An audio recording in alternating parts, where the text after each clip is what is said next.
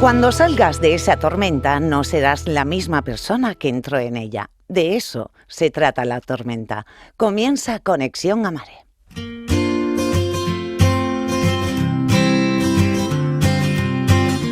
Un espacio que te ayuda a mejorar, a descubrir lo mejor que hay en ti.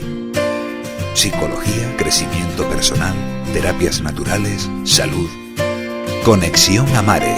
Elisa Ruano. ¿Qué tal? Bienvenidos otra semana más a Conexión a Mare. Como siempre, encantadísimo de acompañarles en este tiempo de radio. Y siempre comenzamos con una cita. En esta ocasión ha sido de Haruki Murakami, escritor y traductor japonés de nuestro siglo. Cuando salgas de esa tormenta no serás la misma persona que entró en ella, y de eso se trata la tormenta. Haruki, con tormenta, por supuesto, se refiere a esas situaciones en la vida que nos mueven, que nos hacen replantearnos cómo estamos viviendo, que nos hace recapacitar en lo que queremos y verdaderamente importa, en saber quién está a nuestro lado de forma real o quizás nos lleva a convertirnos en una nueva persona. Las tormentas no son malas, puede que incomoden y traspasarlas también causa dolor, pero son grandes maestros que nos ayudan a trabajar la resiliencia, a trabajar nuestras fortalezas e incluso convertirnos en una nueva versión mejorada de nosotros mismos. Y como decía este escritor japonés, no será la misma persona que entró en esa tormenta. Bienvenidos a nuestro programa 266 de Conexión a Mare, acompañados en el control por Fernando Mínguez. Y agradecimiento especial a nuestro patrocinador de Conexión a Mare, Servicios Medioambientales Canarios. Sermecan logra casos de éxito en el tratamiento de ozono en agricultura en Canarias, como sistema ecológico y sostenible frente a enfermedades en cultivos, oxigenación de tierra y reducción-eliminación de residuos, plásticos y otros. Un cultivo ecológico, un fruto sano, libre de químicos, salud para nuestro organismo. Y ahora también Sermecan instala sistemas de energía renovables y aprovechamiento de los residuos como fuente de energía. Sermecan cuida de tu aire y tu agua, cuida de Canarias.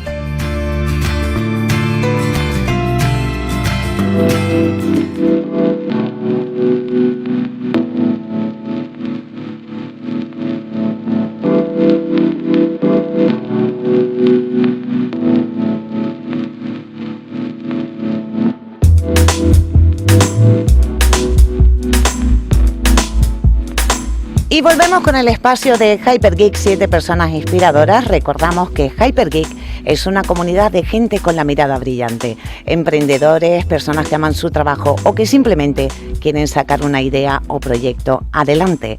Hypergeek es un punto de encuentro para todos.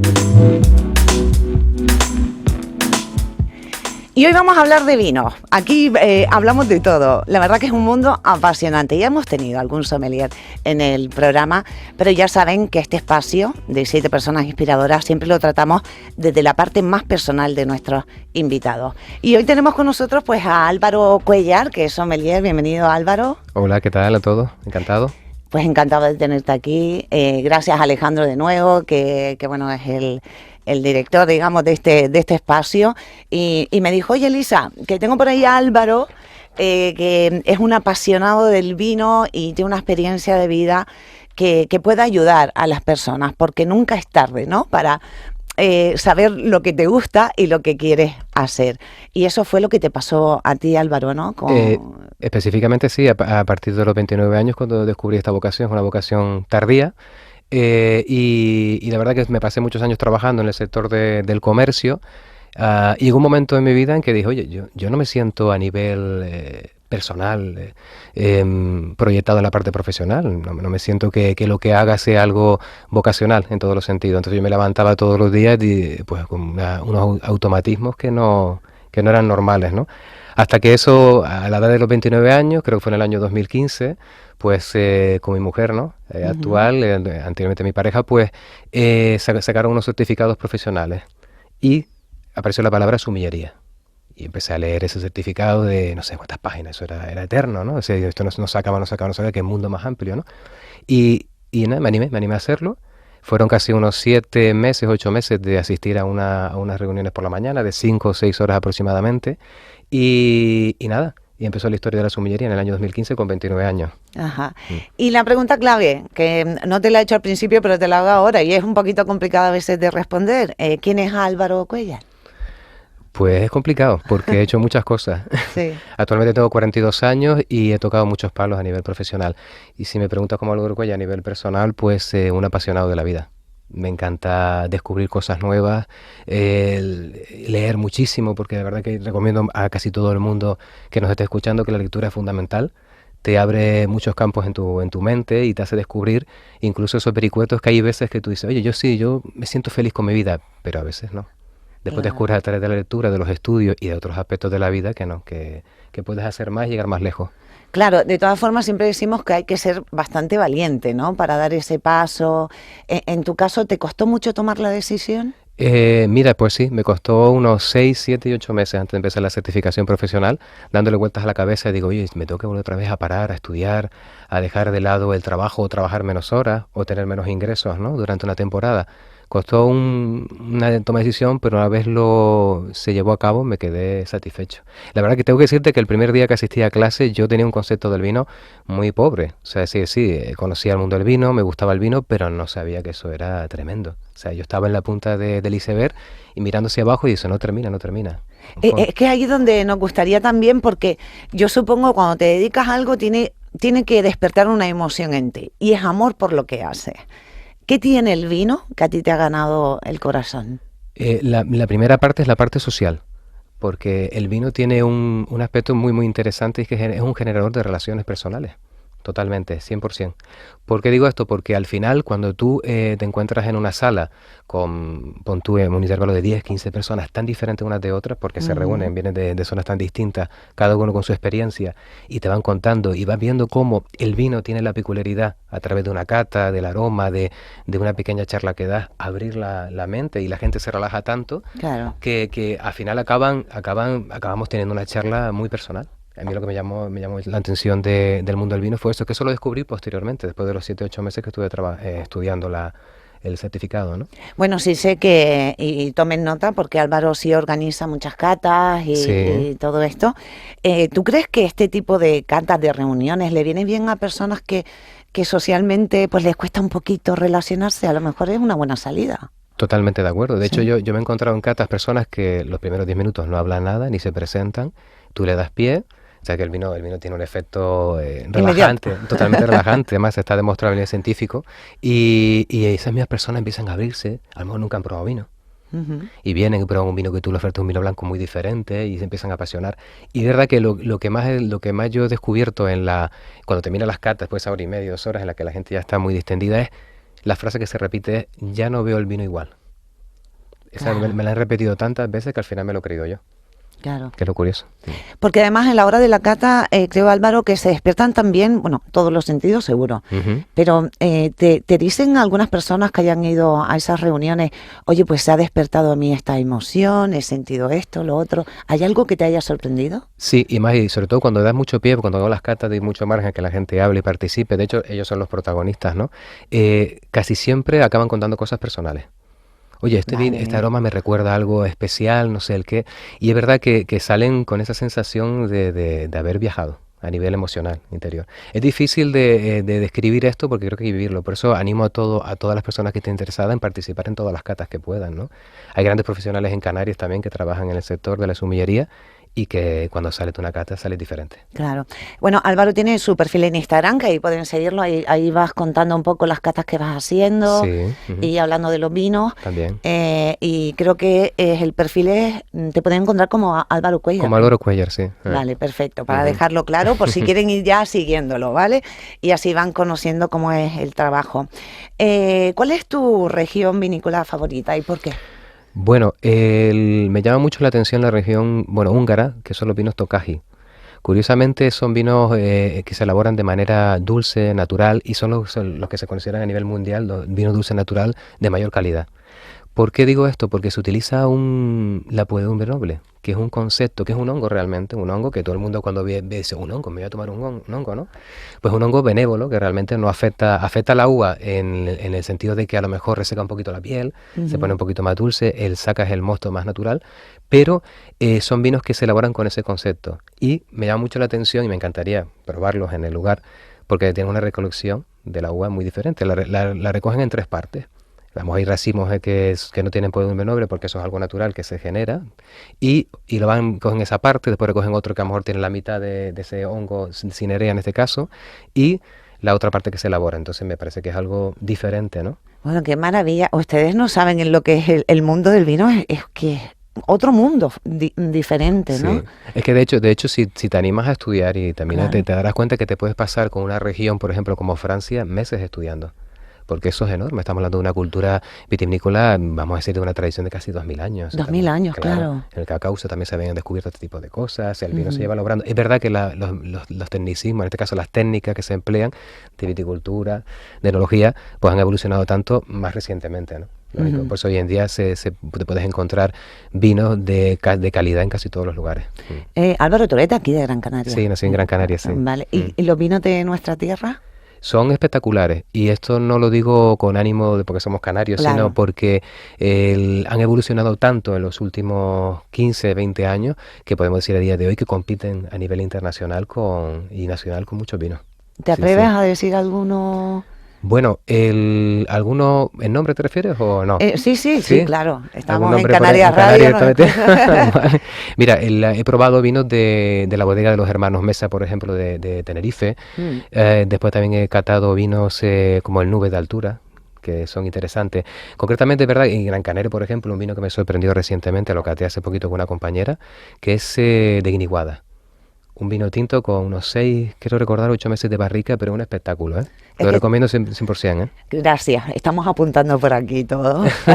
Claro, siempre es bueno preguntar a una persona que entiende, ¿no? Un profesional, pero sí debo decir, ¿es en base a tus gustos o en base a tu estudio del vino? Porque todos podemos tener gustos distintos a la hora de elegir un vino. Claro, y esa es la clave. Claro. Cuando tú, por ejemplo, haces una cata, lo que intentas es seleccionar vinos que rompan los esquemas a nivel mental. ¿Por qué? Porque creo que principalmente hay 2 tipos de personas que consumen vino. Están los bebedores, que beben vino y siempre beben vinos muy parecidos, ¿verdad? Fíjate, por ejemplo, solo en la Ribera del Duero hay 3000 tipos de vino registrados. Wow. Entonces imagínate, si no, yo solo soy de Ribera, pues venga, anímate a ver los 3000 tipos de vino.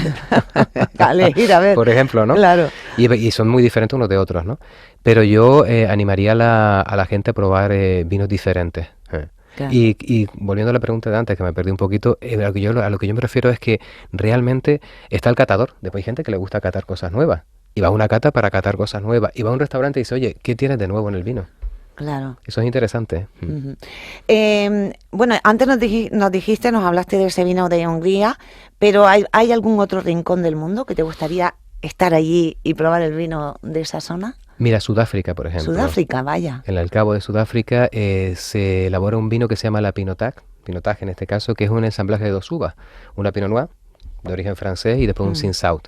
Es un vino tinto característico de esa tierra. Y yo me imagino tomarme una copa de vino con ese paisaje, porque siempre se ha dicho que en África el amanecer, ¿no? y el atardecer es de lo más cautivador.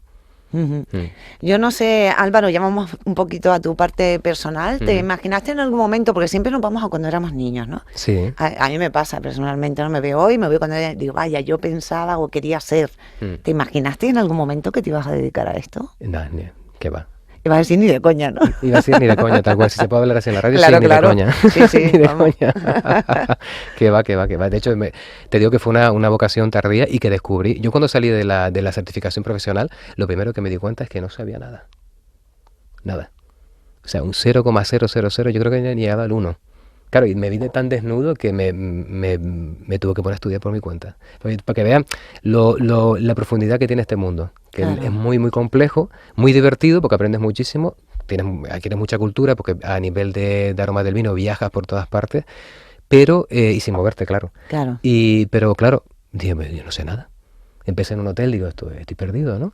Y cuando empiezas a indagar, te das cuenta de todo lo que hay detrás. Claro, y después trabajar la marca personal, que esa es otra. Esa es otra, después seleccionar vinos para trabajar en Canarias, sí. lo que conlleva montar una empresa, ¿no?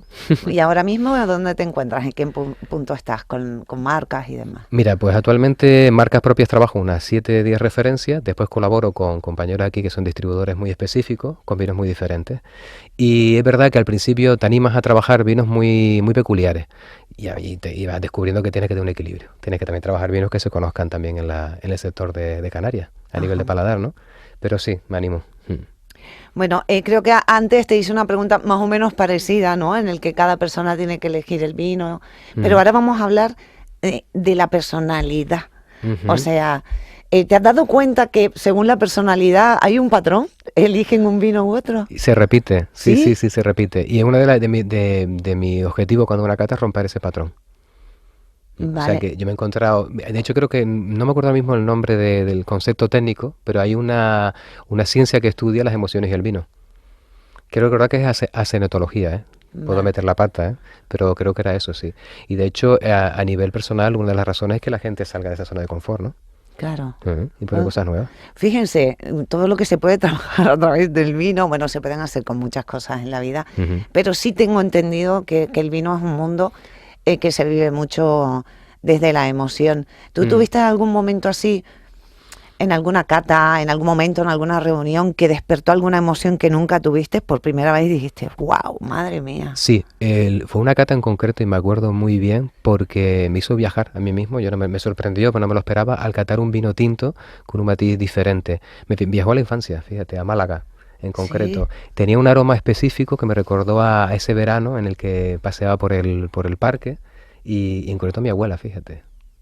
qué Curioso, curioso. ¿verdad? Sí, Cómo sí. el vino te hace viajar. Yo mismo me sorprendí en la cata, me tuve que parar y no te emociona porque controla la emoción delante de las personas, pero sí me quedé paralizado. Yo creo que para mí fue eterno, pero creo que fueron unos microsegundos, pero me quedé fascinado, sí, sí. Bueno, y esto aprovecho para hacer referencia a algo que hablamos mucho en este programa de la práctica del mindfulness y todas estas prácticas que son Ujú. muy interesantes.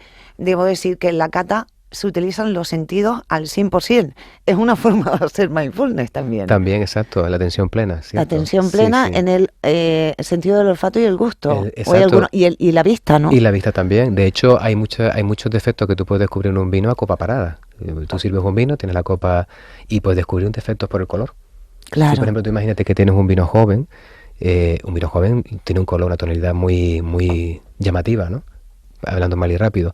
Y claro, cuando tú sirves un vino y ves que la oxidación se hace tan rápido que se oscurece el color, ya te va a dar a entender que hay un defecto, ¿no? Después el aroma también, ¿no? Pero fíjate que, por ejemplo, tenemos la capacidad de reconocer 10.000 tipos de aromas.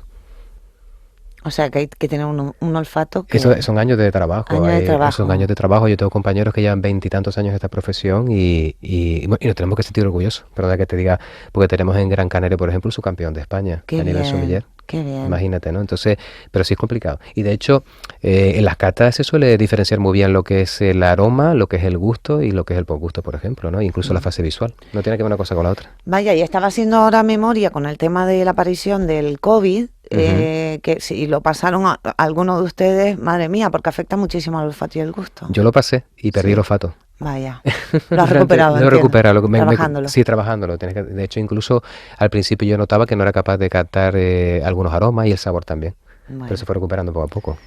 Bueno, pues nada, no tenemos más tiempo, se me han pasado volando en el espacio de Hypergeek. 7 personas inspiradoras hemos tenido en esta ocasión. Álvaro Cuéllar, que es sommelier, es un mundo apasionante. Álvaro, gracias por explicarlo todo tan bien y por hacernos entender cuál es tu pasión. A vosotros y encantado, ¿eh? Un abrazo. Un abrazo.